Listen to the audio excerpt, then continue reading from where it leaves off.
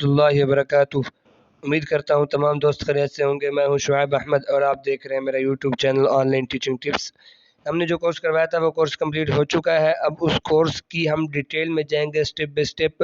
तो हमने सबसे पहले पिक्सल लैब के में पोस्ट बनाना और कैनवा में पोस्ट बनाना सीखा था।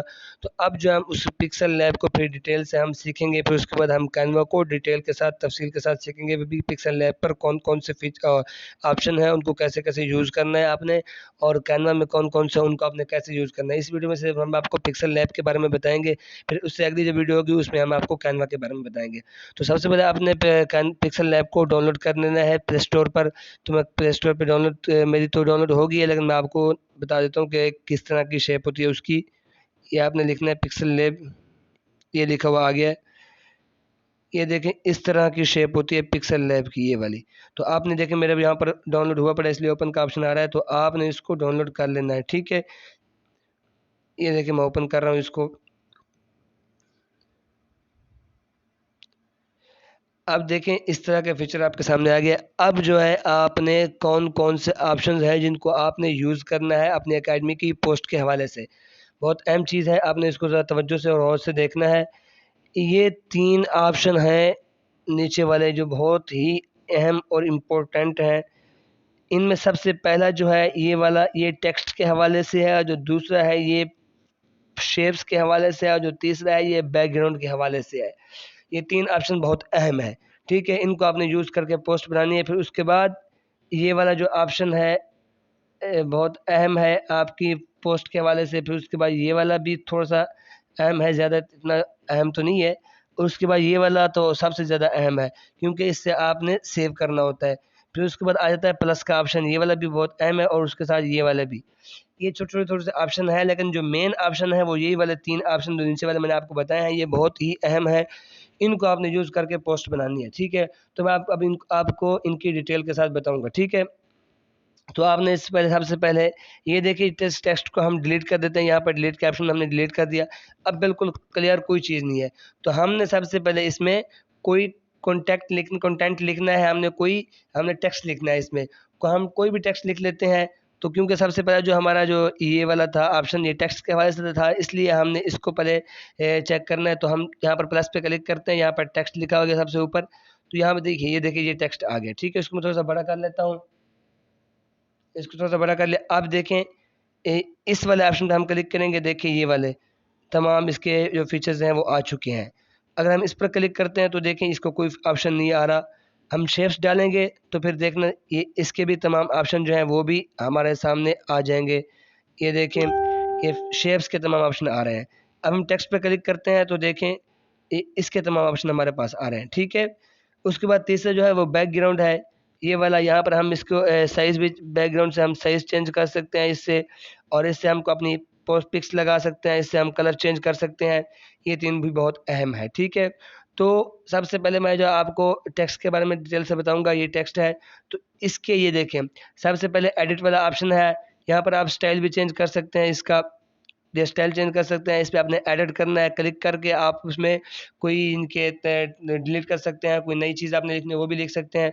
उसके बाद आपने डिलीट करना है, यहाँ से भी आप डिलीट कर सकते हैं। ऊपर ऑप्शन है, यहाँ से भी आप डिलीट कर सकते हैं। उसके बाद जो है ये कॉपी कर सकते हैं, इससे इसको आप नीचे ऊपर यानी कि फ्रंट और बैक भी कर सकते हैं। इससे आप इसको फ्रंट और बैक कर सकते हैं। फिर उसके बाद आ जाता है पोज़ीशन। आपने पोज़ीशन यानी कि आपने देखिए मैं आपको करके दिखाता हूँ। देखिए ये आपने इसको आगे-पीछे कर सकते हैं, इसको ऊपर-नीचे भी कर सकते हैं, ठीक है।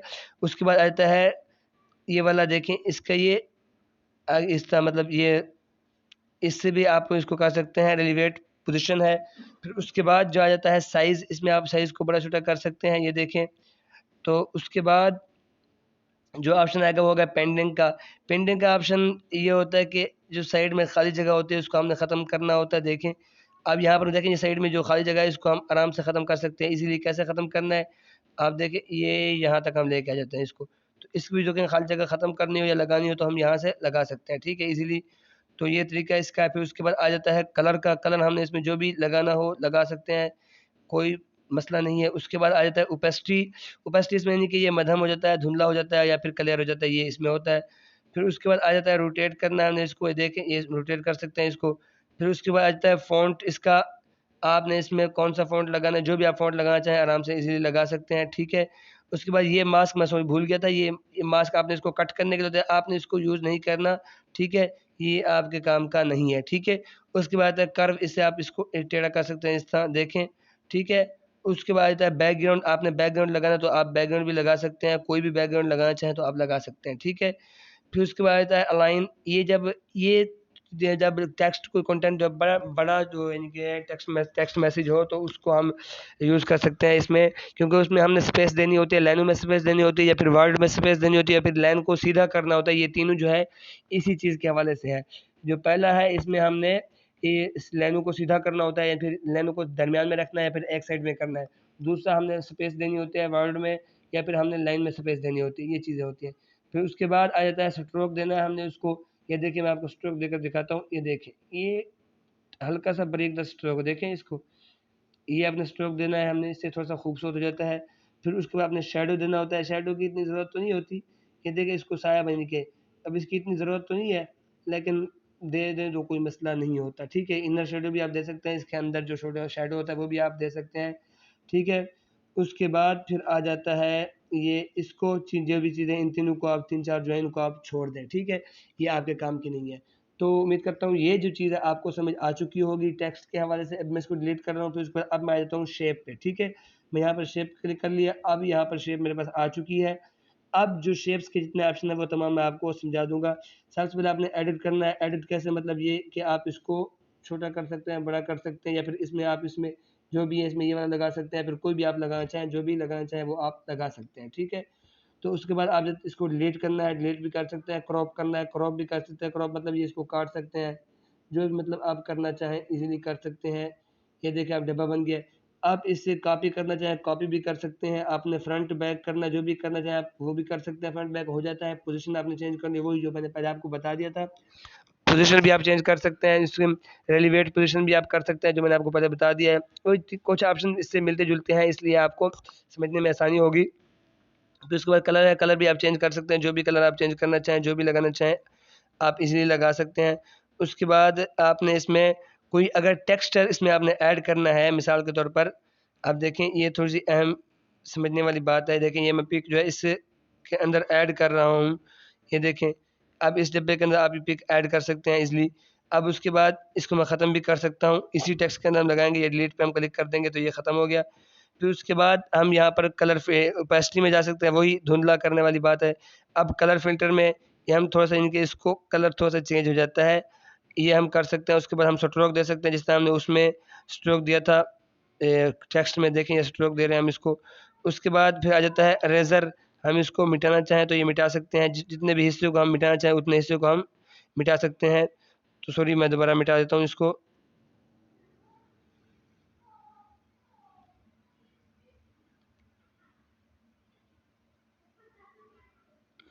ये 1 मिनट थोड़ा-सा इस वक़्त ये काम नहीं कर रहा, पता नहीं कोई मसला इसका आ रहा है।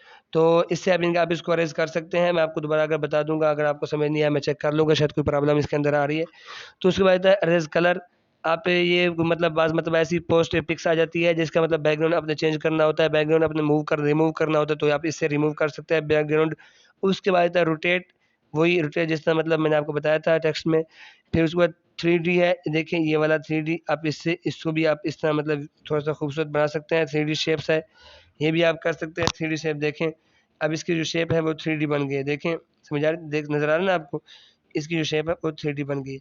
अब उसके बाद ये शैडो है, ये मतलब वही सा आपने साया देना होता है, ये चीज़ें मतलब इनर शैडो है, ये भी आप देना चाहें मतलब ठीक है। उम्मीद करता हूँ ये भी आपको समझ आ गई होगी अच्छी तरह। अब देखिए ये टीवी की तरह नज़र आ रहा है, जिस तरह मतलब टीवी होती है 3D। अब उसके बाद जो तीसरी चीज़ मैंने आपको बताई थी, वो भी मैं आपको समझा देता हूँ। तीसरी चीज़ मैंने आपको बताई थी, ये वाली इसके बैकग्राउंड के हवाले से हम यहाँ पर क्लिक करते हैं, यहाँ पर हम इसके जो भी हमने कलर रखना हो, जो भी हमने वो साइज़ रखना हो, वो हम रख सकते हैं। हमने कोई कलर इसमें लगाना हो, तो कलर भी हम लगा सकते हैं और हमने अपनी अपनी मतलब यहाँ से कोई लगाना हो, ये भी लगा सकते हैं और अगर हमने कोई गैलरी से कोई चीज़ लगानी हो, तो जो भी है, वो भी हम आराम से ईज़िली लगा सकते हैं। देखिए, ये लग चुकी है। तो कुछ भी हम करना चाहें, तो हम अपनी अकेडमी के लिए कोई भी अगर हम लगाना चाहें, कोई भी हम पोस्ट लगाना चाहें, तो हम ईज़िली लगा सकते हैं। अगर आपने कैमरे से लेने हैं, तो वो भी आप ले सकते हैं। उम्मीद करता हूँ ये बातें आपको समझ आ चुकी होंगी। फिर उसके बाद आ जाते हैं हम वापस इसको हम ख़त्म कर देते हैं, फिर उसके बाद हम वापस आ जाते हैं। देखिए मैं इसको ख़त्म करता हूँ। अब देखिए ये ख़त्म हो गया। यहाँ पर मैंने सिंपल से इनके टेक्स्ट लगा दिया है, इसमें हम सिंपल सी पोस्ट मैंने लगा दी है, वो सॉरी शेप लगा दी है वाइट कलर की। अब यहाँ पर जो है मैं थोड़ा-सा आपको एक ऊपर वाले जो ऑप्शन मैंने आपको समझाए थे वो थोड़ा-सा आपको समझा रहा हूँ।